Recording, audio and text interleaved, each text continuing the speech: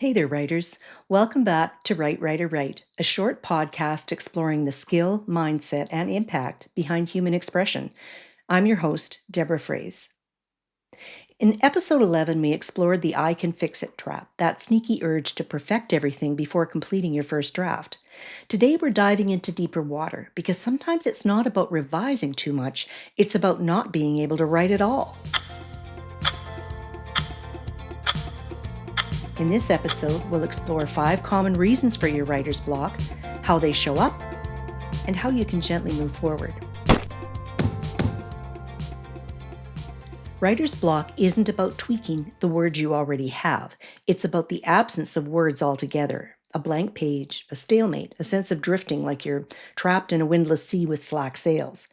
It's not just frustrating, it can feel like personal failure. But writer's block has nothing to do with laziness or a lack of discipline, and just because the words aren't flowing doesn't mean you're not a writer. Most of the time, a block to creative flow is linked to past experiences or unconscious fear.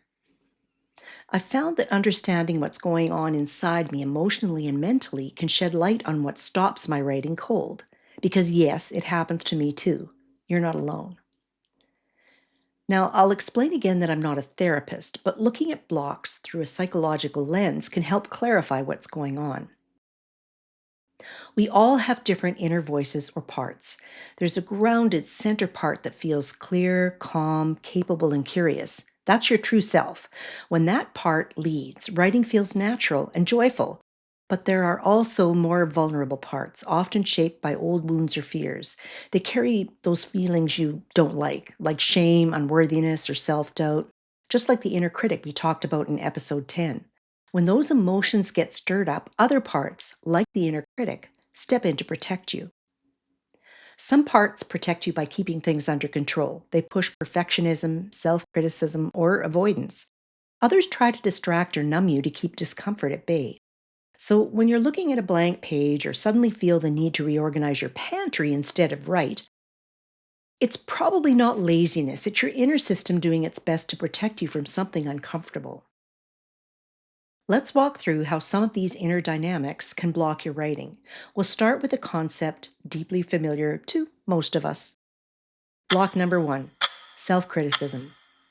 This block is sneaky and brutal. It doesn't just criticize your writing, it questions your worth. It stops you cold with whispers like, "This is terrible," or "You're not good enough to finish it." Unlike the I can fix it trap, where perfectionism has you endlessly revising, a self criticism block is a total freeze. You open the document and nothing. You fizzle out before you begin. You think, why bother? It won't be any good anyway. If that happens, try changing your writing environment to make it feel more like play than pressure. Give yourself permission to write something awful on purpose, and then congratulate yourself for noticing how it could be improved.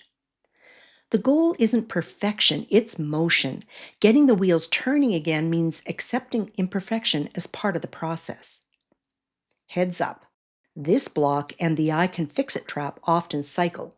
Obsessive fixing exhausts you. You're blocked, so you quit. And then you try again, only to get caught in the same loop. So remember, your project is a work in progress, and perfection is a nice concept, but it doesn't exist. Block number 2, avoidance. This block kicks in when big emotions begin to stir. To avoid discomfort, you might scroll, snack, nap, clean, anything but write. It's a very human response to stress or uneasiness. The fix? Drop the pressure and lean into curiosity. What would you say about your project if you were just chatting with a friend? Write that down. Or explore one tiny idea related to your project or not about something that interests you. Just go for 10 minutes. If you're stuck on a particularly hard section, skip ahead to something else and come back later. These approaches lower the emotional stakes, and that can pique your curiosity, drawing you back into your project. Block number 3, polarization. Ever feel overwhelmed by too many choices?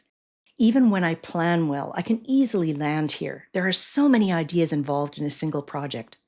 When you're unsure what to tackle next, it can feel like an inner tug of war. One part of you sees lots of holes in your plan and wants to do more research before you begin. Another part worries you're taking too long to start or you're starting in the wrong place. Yet another part says fiction is too challenging, write nonfiction. And another part says focus on your author platform. No one will read your work if they don't know who you are. These competing voices each want what's best for you, but together they can tangle your decision making. You're not stuck because you can't do it. You're stuck because your mind can't hold it all at once. So here's something that works for me. Do a brain dump. Write down every task, idea, worry, expectation, all the stuff you're worried about. Organize everything into categories and prioritize items within each category. Logically, what comes first and what follows. The very act of writing all this stuff down and organizing it means you're doing something about it, and that makes everything feel a whole lot more manageable. In fact, if you want to avoid this trap, make it a practice to do a brain dump every week. Block number 4, motivational collapse. If you feel disconnected from a project that once lit you up, you may be experiencing motivational collapse. This is nothing to do with a lack of inspiration. It's about emotional overload or burnout. When pressure, fear of failure, or the sheer weight of life's demands build up, your system can short circuit. The drive to write just disappears. When this happens, your brain may start associating writing with stress instead of joy, and that just makes things worse. Stress interferes with the production of dopamine, the very neurochemical that gets you to care, to try to pursue something meaningful. So instead of writing, your brain hunts for an easier dopamine hit. Scrolling Instagram, cleaning the fridge, reorganizing your pens, anything that feels good without emotional risk. But those are just temporary fixes. The antidote is not to wait for motivation, it's to create it. So start by reconnecting with your why. What mattered about this project when you began? What's still true about that now? Use those thoughts to reinvigorate yourself. You could try setting a micro goal, open the document, write one messy paragraph, and pair it with a small reward. Sometimes that's all it takes to reignite the spark. Number 5, emotional shutdown. Motivational collapse is about burnout. Emotional shutdown is about pain. Sometimes writing taps into something tender. It might stir old memories, raise unresolved grief, or nudge a part of you that's not ready to be seen.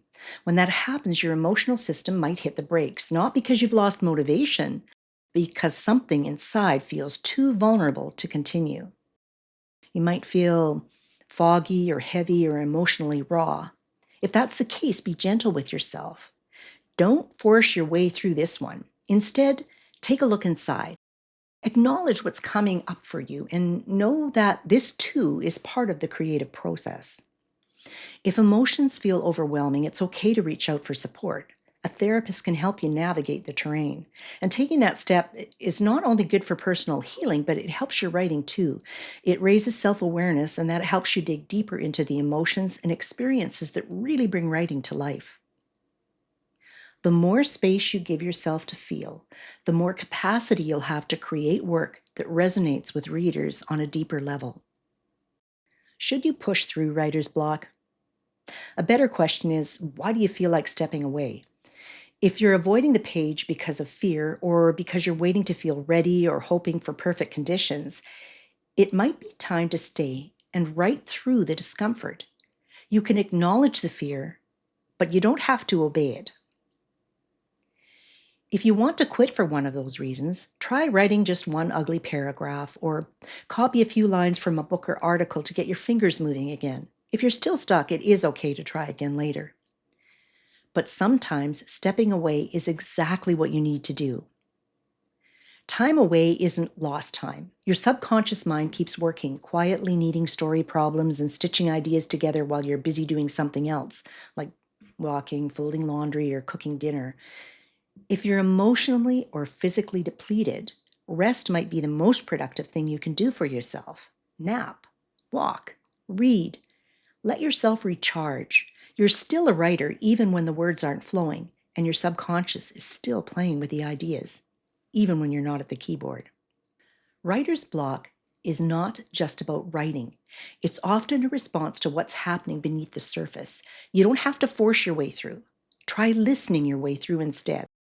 The next time you feel stuck, ask, what's really going on here? What might my emotions be trying to tell me? Am I afraid? Am I exhausted? Am I holding myself to impossible expectations? Encourage yourself with the reminder of why your project is important to you. Plan a small reward for taking the next step, and trust that this is just part of the writing process. And then gently, word by word, write your way back to you. A little bonus tip. These steps are good for all aspects of life, so make it a habit to check in with yourself whenever you feel hesitant. Thanks for joining me today. If this episode resonated with you in any way, share it with another writer who could use some encouragement. Until next time, honor your process, trust your timing, and write, writer, write.